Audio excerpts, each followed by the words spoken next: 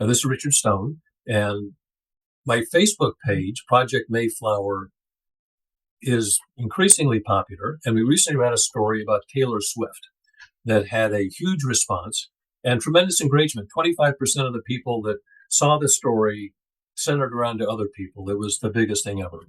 And it was produced by George English in the United Kingdom. And he and I met recently when he gave a talk to the European Mayflower Society about the history of the Mayflower in this country and descendants from a British point of view. And it struck me that it was so interesting that all of you that are on this Facebook page may also find him interesting. So this will be the beginning of what I hope becomes a ongoing conversation between the two of us. And George, with that, I'm going to turn it over to you and let Well, you. Dick, it's really great to meet you. Yes, Taylor Swift is my eighth cousin because we both had the same ancestor on the Mayflower, and hence my interest, and it's grown and it's grown. And what's fascinating here, isn't it? You know, I live in the United Kingdom, which is where the Mayflower came from, came across to your country, and for us, it was just a ship with 100 people on, and it went away. For you guys, it was possibly the most influential journey in history. So, as I say, I grew up near London. I now live in Scotland. But when I was going, I did a history degree, a master's honours degree in history and other subjects. I've always been interested in history. And when I retired, I went and qualified as a genealogist, studied more and more and more. And what I like to think is when I find a story interesting, that I learn about it and then put it across. And I've met Dick now, and he's the same sort of person. He's written about the Mayflower too.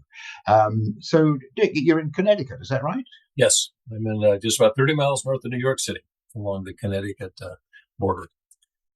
A town called Casca, just across the town of Greenwich. And Greenwich is a famous name in the UK as well because you have the Greenwich Maritime Museum, which is probably the foremost maritime museum in the world, part of the royal museums in the UK.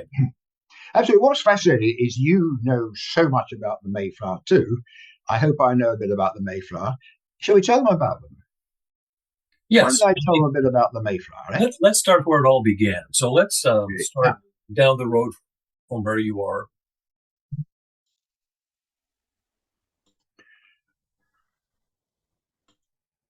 So here's this magnificent painting by Peter Goodall. It was just done a couple of years ago, but it really conveys that impression of a ship under full sail moving and so on. And it's in a sense rather romantic because the actual voyage itself was not quite as special as that. But it's the sort of thing that the subject, as I say, as I learned more and more, became more and more interesting. And ultimately, what's fascinating about this is such a human story. It's people like you and I caught up in events and things happened. And eventually, in 1620, these 102 people got on board the ship. If you'd said 20 years before then, these are the 102 people who do that, you'd have been called mad. But circumstances happened that made that happen. And the ship itself is fascinating because the Mayflower II is the one that's there today, and you can actually go and see and touch it. And the thing everyone I meet says when they see it, they say how small it was. And I'm sure, Dick, you'll tell us more about that in due course. But the Mayflower's journey is a whole lot I could tell you about the 100 years beforehand. Basically, it started more than 100 years beforehand when Christopher Columbus discovered the New World, which is where, of course, the Mayflower would go to. And then what happened in the 1500s, the 16th century, was the Reformation, religious change which spread.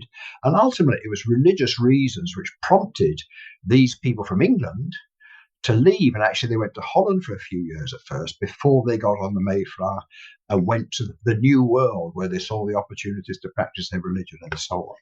Now, the main people on the Mayflower were over in Holland, in Leiden, Holland, and the second biggest city.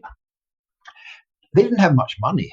So this idea came, let's go across to New England, but how on earth do we pay for it? So in fact, it was a company of merchant adventurers in London who actually financed the Mayflower. And basically for them, it was an investment. We hope by investing, the people over there will send back goods, skins and various other things that are worth money, and it'll be a worthwhile investment. But that's why they were able to do this voyage.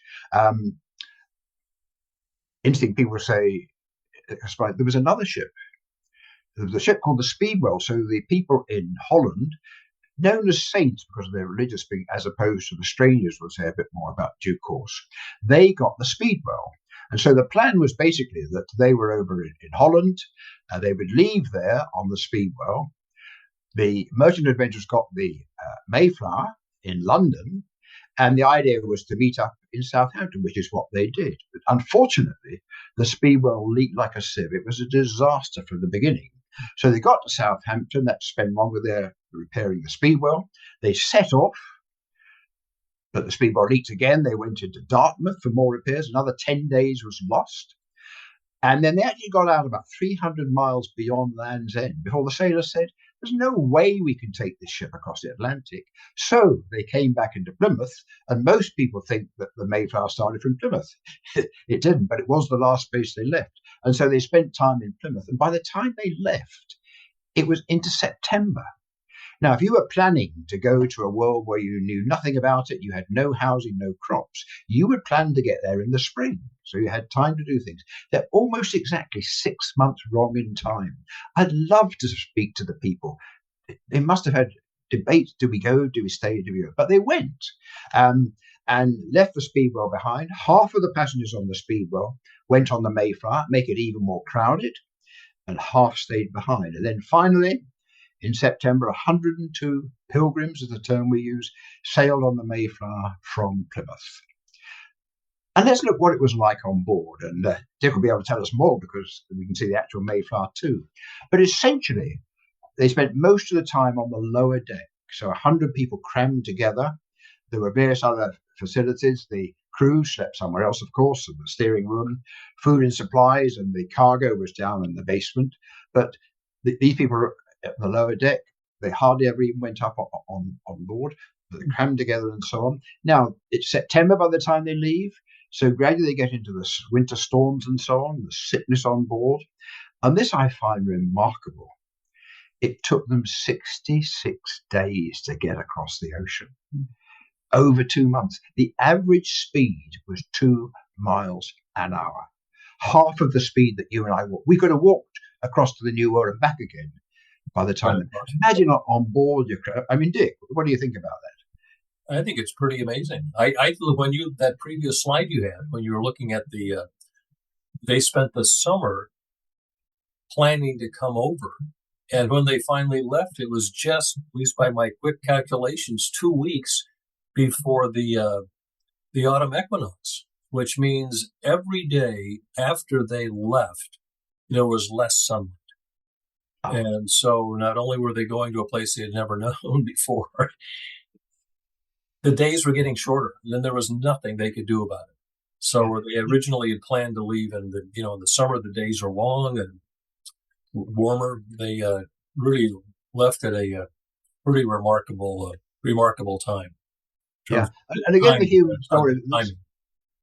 The simple matter, because as I say, actually, almost half of the passengers were not religious saints. They use this term strangers, but the financial, the merchant adventurers, they got quite a few people to come who some of them paid for themselves. Others were financed by the merchant adventurers. So almost half of the people on the board were not religious in the sense that the saints were. Now, by those times, most people were religious in terms of that we understand it. But in other words, almost half of the people on board were not ones who had that original purpose.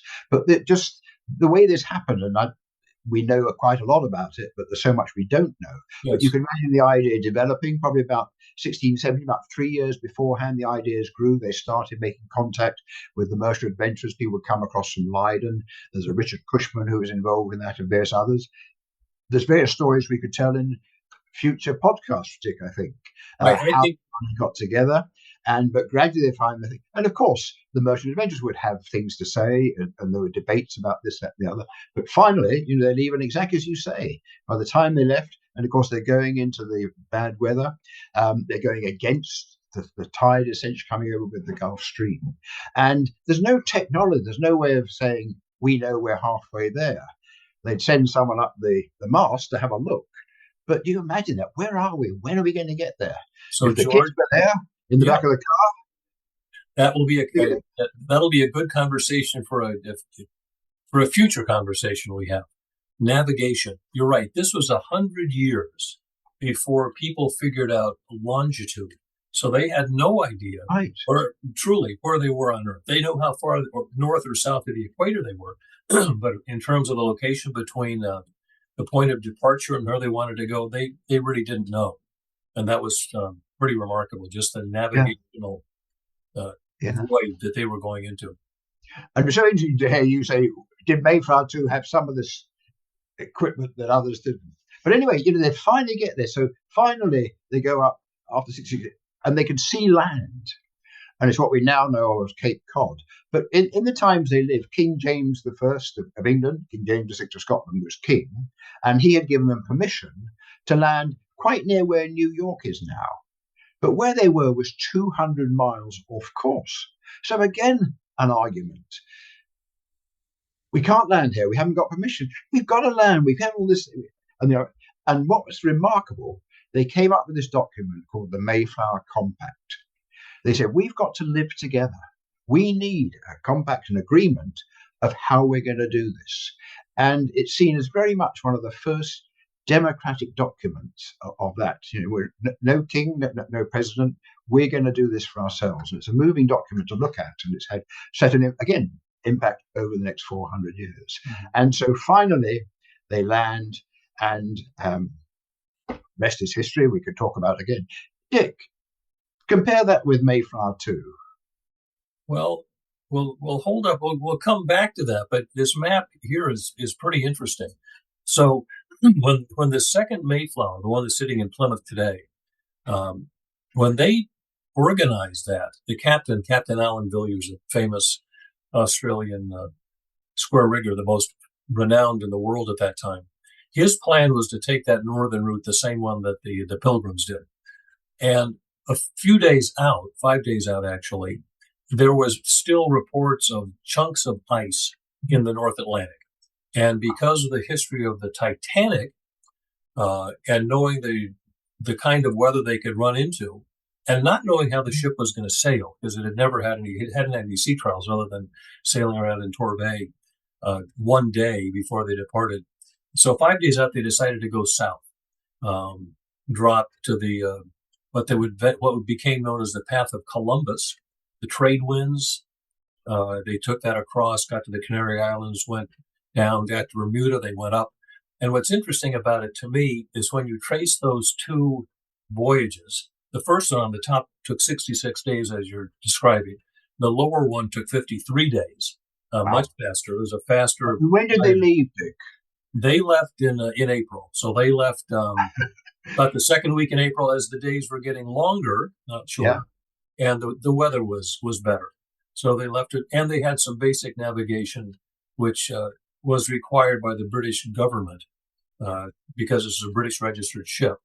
They had to take a sextant, and they took a clock so they would be able to know longitude where they were on that round ball called Earth.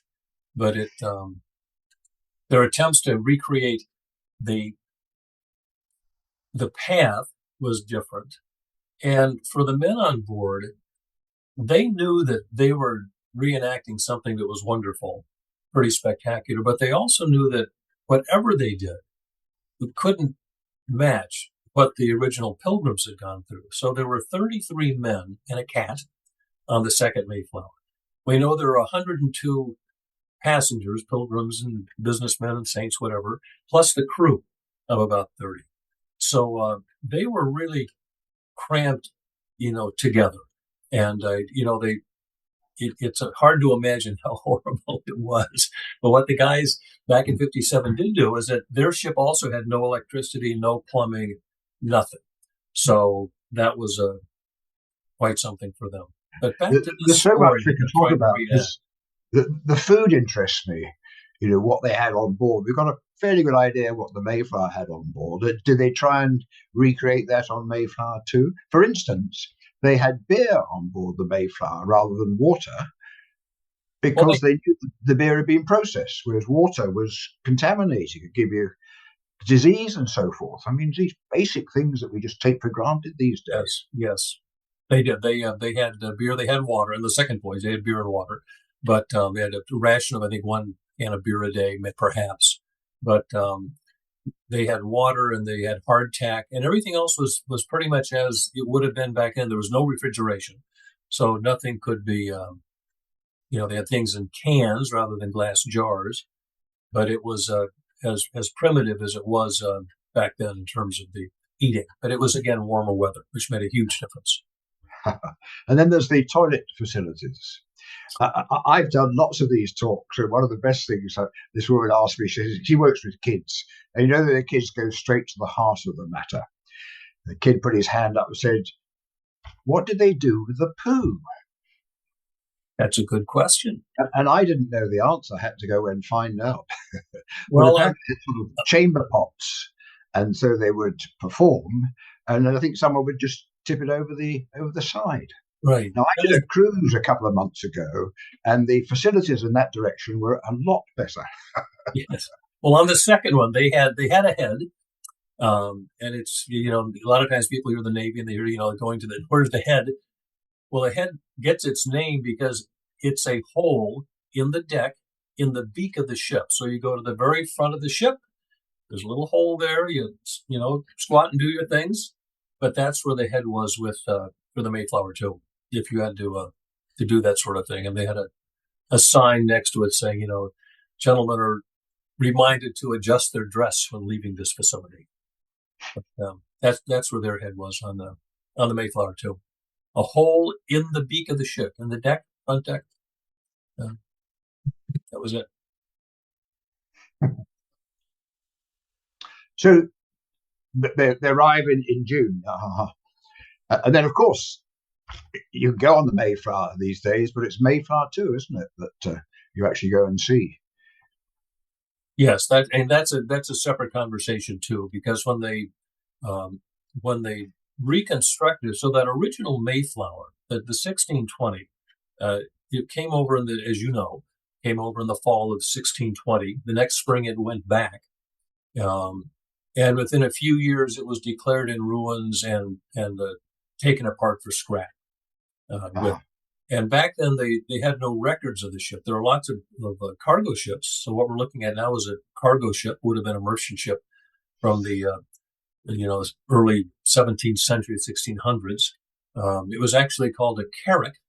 Barks weren't quite hadn't developed yet. This was actually a type of ship called carrack, and but there weren't any plans for it. So that'll be a separate conversation that you and I can have. Yeah, sure. This renowned naval architect, William Baker, was able to go back to England, go through ancient records, and find the ship that appeared to be the real Mayflower.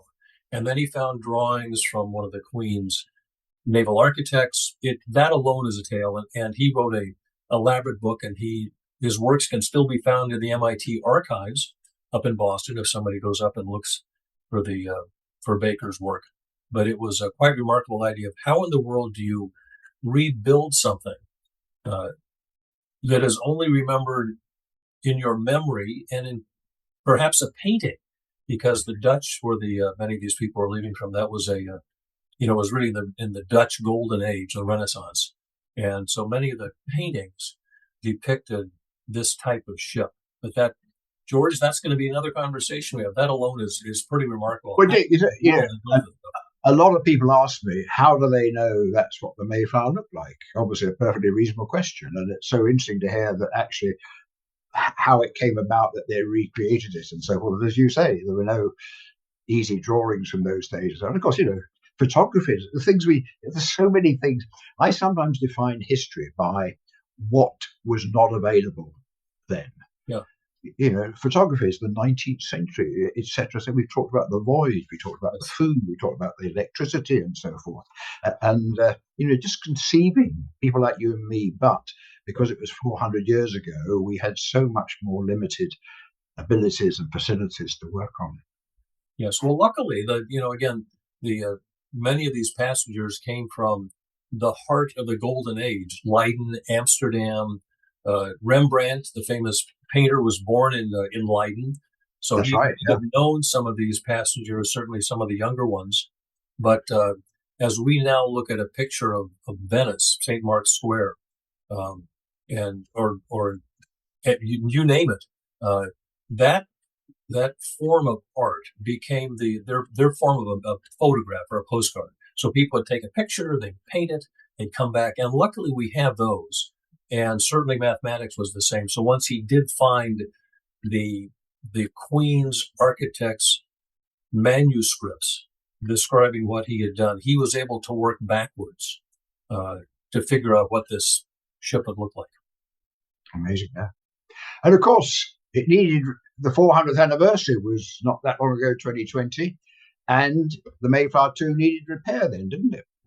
Yes, it did. Had 70% of it replaced at a fabulous location called the Mystic Seaport Museum, which is I don't know, down the road from Plymouth, Massachusetts. But they did an unbelievable job. That too is worth a separate conversation because the materials had evolved so much in the 50 years between 1957 and 2017, 50 years later. Just in the last 50 years, yeah. They materials that they used when they made the replica, where they tried to really reenact everything. The food, they had to redesign how to figure out how to make hardtack, how to make hemp lines with ropes, how to do the sails. That technology had changed, and the materials were now hard to find. So, separate conversation on that too. But it's fascinating how they did it. Luckily, Plymouth has a spectacular a man up there, Whit Perry, who is world famous for his knowledge of this. So the reconstruction was led by men who are truly the most renowned in the world with this skill. Tremendous, yeah. And you could online. There are videos of the Mayflower II sailing from Mystic Seaport and so on, and it's emotional, isn't it? You know, you can see it in Plymouth. That's one thing, but actually seeing it moving under sail, I mean, you must feel the same. It really is a moving thing to be able to witness. Yes. Well, and so we'll come back to this too. Plymouth was not the first colony. You know, there was the Roanoke colony. Sir Walter Raleigh found that, the man that brought back tobacco and all this in the world, Roanoke. And there was Jamestown. Both of those failed. So one of the, questions is, why is it that this group of people landing far off course in the start of winter, how is it that they were able to survive when these earlier efforts failed? And that's certainly and books have been written about that. But Plymouth was not the first, but it was the most successful. And it is where when you think of planting a plant, the roots of this country, that's where the roots really took hold and grew. Yeah, and absolutely. I mean, and that's all the human aspect. Because as you say, the age of discovery, which I talked about in my talk, is Columbus and things discovering. And then, of course, once that happens, human beings try and colonize. And exactly as you say, the most failed. And that's, to me, one of the keys why the Mayflower is so much celebrated. It was the first successful, or it led to the first successful colonization. Because it's a staggering, half of those people died having landed in the first winter, so only half survived. Yes. But how they did that? I mean, when I'm doing the talks, particularly if I'm in Scotland, the Act of Union between Scotland and England was in 1707, so 100 years later. And the main reason that Scotland signed up for the Act of Union was providing they got access to the English colonial markets, right, in America and so on, and tobacco and cotton and things. And have you been to Glasgow? I have not, no. No. In Glasgow, there is a museum of modern art, and it's this amazing Roman-type building with columns and so on. And actually, it was the home of one of the Glasgow tobacco lords. Wow. This guy had made so much money bringing tobacco across from America. And we'll talk more about, the most influential voyage in history, the next 400 years. That's one of the things that happened. Yes. The colonization and the things, and we could go on. Yeah. Yes. Well, of course, George, one of the things I want to hear from you is where the people came from. So when you and I first met, You had given us a talk to the Mayflower Society of Europe, and you described American travelers coming over, taking a vacation to see their pilgrim roots, and you pointed out that different locations address different types of that. So I think people are going to like to hear about Gainsborough and Scrooby and where all these locations came from around the island of England. Yeah. Well, I think that I'd suggest that's the next thing we talk about next time we meet. But there's this term saints and strangers. And again, gradually, I've evolved my thinking and understanding. And what's interesting, I know a little bit about America. When I was 19, I went across for 10 weeks and did the Greyhound bus. And I literally went New York, Florida, San Diego, Vancouver, and all places. And it really opened my mind and in all sorts of ways. So I've got the comparison is intriguing. And again, you'll build on that. One thing that struck me, Americans were amazed if a building was 200 years old. Yes. Come build things. So what's fascinating to me about the Mayflower, these people on the Mayflower came from Europe, where it was just a ship. Went to America where it's so special. So, of course, lots of people want to come across. And, as I say in my talk, there's really sort of three main types of location. You mentioned Scrooby and Gainsborough. These are the two congregations that form the core of those who, they're called separatists because it was a Protestant country by that time in England, but they wanted to separate because they were Puritans. They believed the version wasn't right, and that's why they went across to Holland.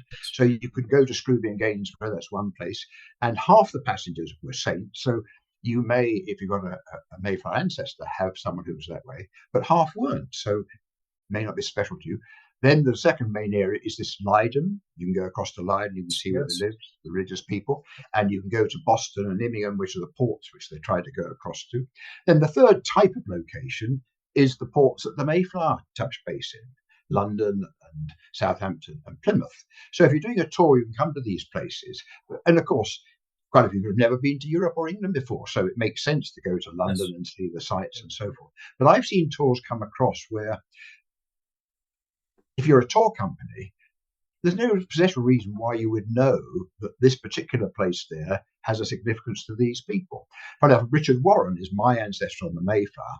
There's just been a Mayflower, Richard Warren tour, and they went to this place, Great Amwell in Hertfordshire, the one place they know where the Warrens were. So, of course, they took that in. But what do you do with the rest of the tour? And you can do a number of things, but it's something I've learned more and more about how to do that. Also, I've recently organised a tour for the Delanos. Now, virtually every passenger on the Mayflower was English. On the next year, there was a ship called the Fortune, and Philip Delano, you may know Roosevelt was Franklin Delano Roosevelt. Yes. So his ancestors actually weren't from England; they were from Flanders, which was then just a province ruled by the Spanish, and the Spanish were nasty. The persecution, the Spanish English was terrible. So they got persecuted far worse than the English Pilgrims, and they fled. And in fact, they fled across to England at first, and they went to Canterbury. Yeah. Well, most people have heard of Canterbury Cathedral. Sure. They allowed these refugees to worship in the crypt, the basement of Canterbury Cathedral. Oh. So I recently organised this tour, and they went to Holland and Leiden, where they did. They went to Flanders, where they found their ancestors had been. And then on a Sunday, they came across from Flanders. They came across the English Channel. Same journey their ancestors had taken 444 years beforehand. Yes. They saw the White Cliffs of Dover. Someone said, I never realised how close England was to France. Came to Canterbury, and I'd organised with the French Protestant Church there a special service. They put on a special service for these people called Small Boat, Great Big Sea. Wow. And it was emotional. You thought, wow, my ancestors were here 444 years beforehand. Amazing. And of course, I think this is one of the joys. I love the expression walking in your ancestors' footsteps. Yes. When you come across and you know what happened before. So I certainly think that'd be a great topic for the future. Yes, yes. We have lots to talk about. Dick, it's been a real pleasure meeting you. Yes. So I think we should perhaps call it quits there. But have you heard of Vera Lynn, the singer in the Second World War? She sang about "We'll meet again," and I think we'll meet again. I think that's great. George, it's been my pleasure. I look forward to talking again with you. Have a great day. And you. Bye.